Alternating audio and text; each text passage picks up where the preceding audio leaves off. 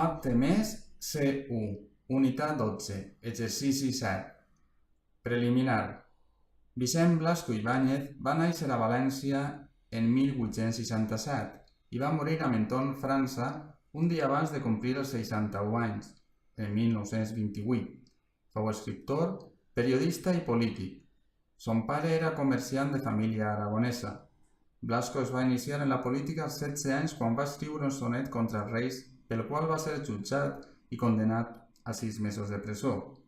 Esta pena, però, li va ser commutada atesa la seva joventut. No obstant això, ell mateix reconeix en una autobiografia que va estar empresonat més de 30 vegades al llarg de la seva vida. Als 14 anys ja havia escrit una primera novel·la, de les de capa i espasa, segons indica el mateix Blasco.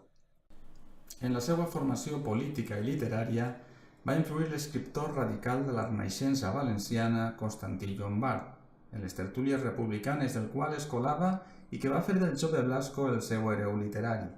Col·laborà en els almanacs Lo Ratpenat del 1883 i del 1884, respectivament, amb les narracions en valencià La Torre de la Boatella i Fàtima.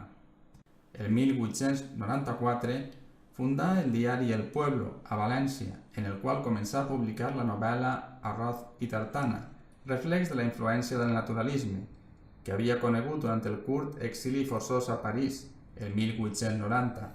D'esta època és també la novel·la Flor de Mayo, escrites, segons ell, amb poc recolliment espiritual.